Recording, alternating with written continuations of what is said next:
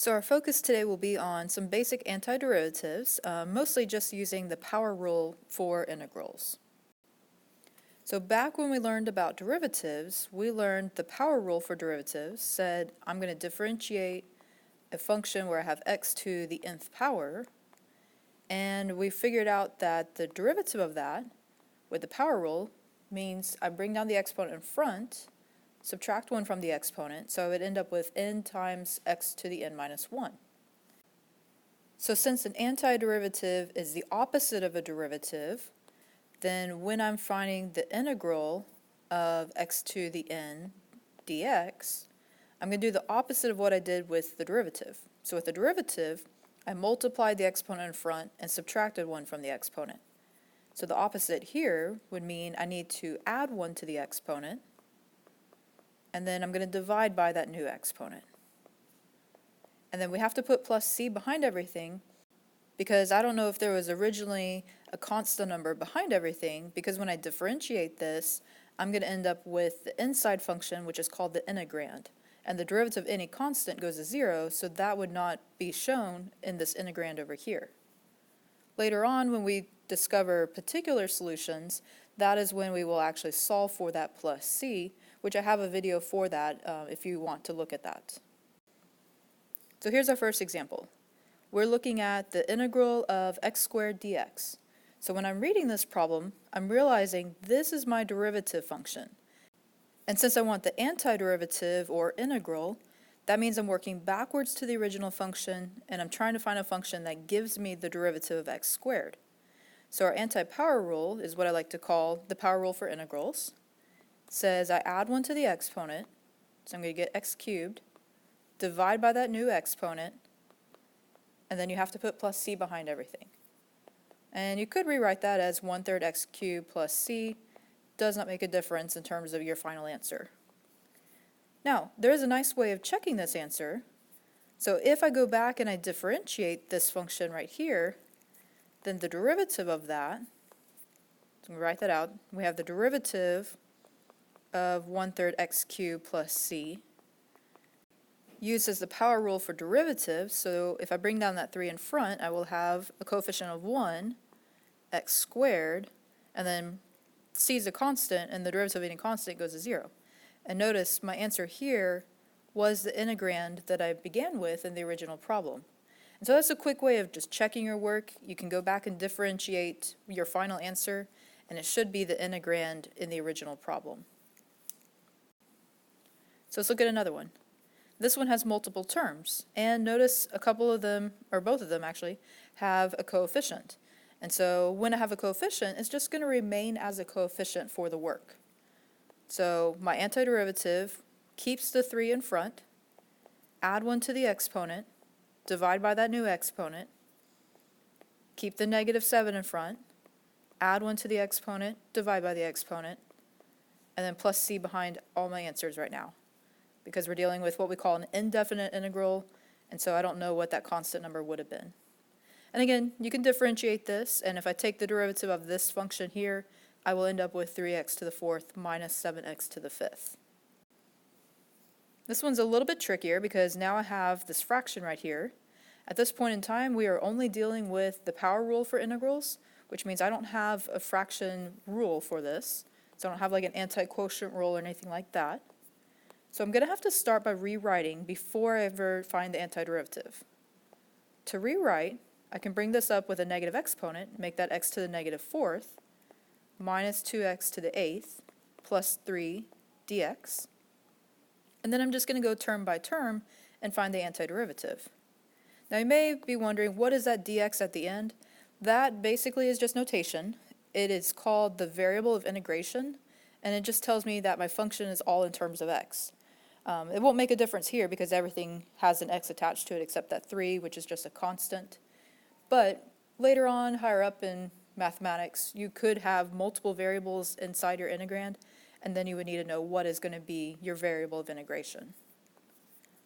So this one, now that it's rewritten, I can add 1 to the exponent, divide by the exponent. Same thing with the next one. Add 1 to the exponent, divide by the exponent.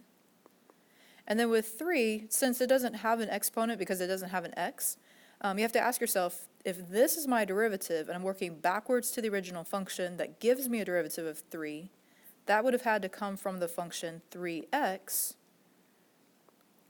and so that would be the antiderivative of 3, and then the plus c.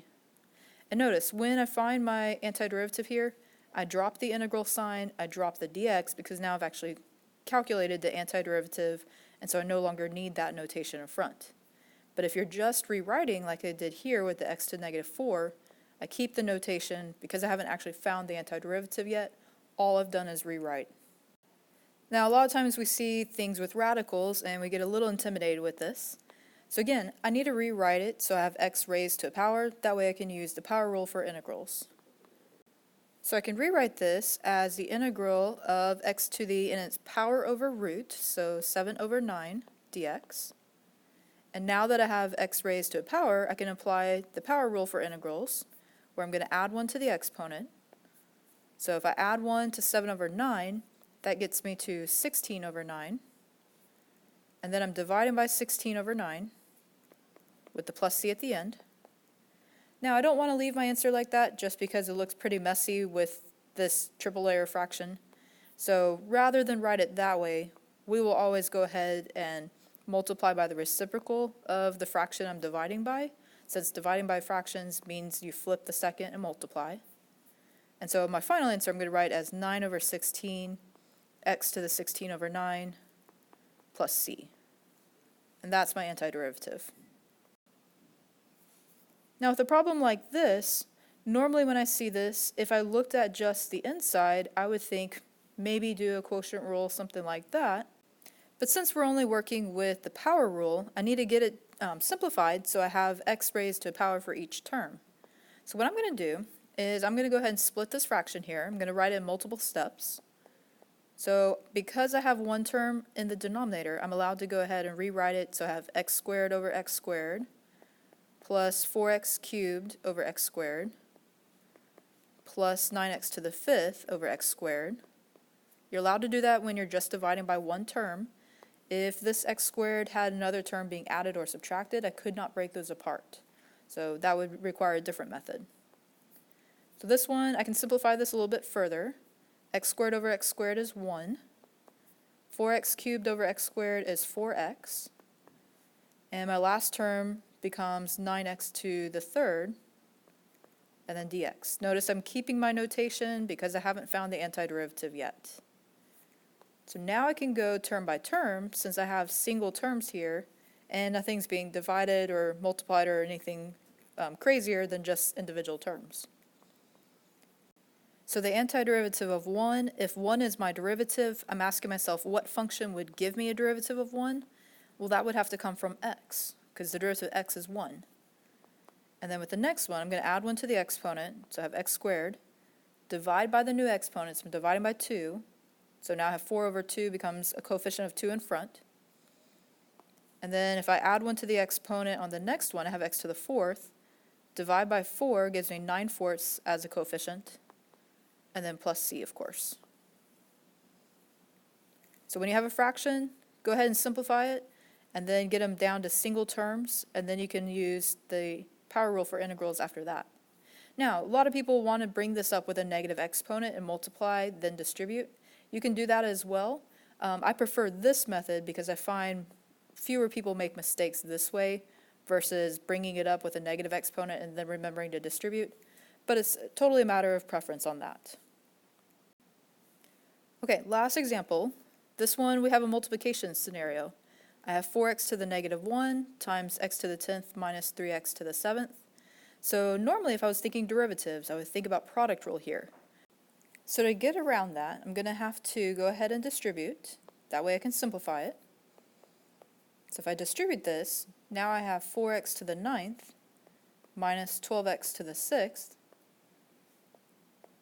And now that I have single terms, it no longer has multiplication here, and so I'm allowed to use the power rule for integrals. So I'm going to add 1 to the exponent, divide by that new exponent. Same thing with the next term. Add 1 to the exponent, divide by that new exponent. And then if you can simplify any of your coefficients, you want to go ahead and do so. So 4 over 10 is 2 over 5, x to the 10th, minus 12 over 7, x to the 7th, plus c. So hopefully that helps you out. If you need help with particular solutions or integrals involving trig, I have a video for both of those as well.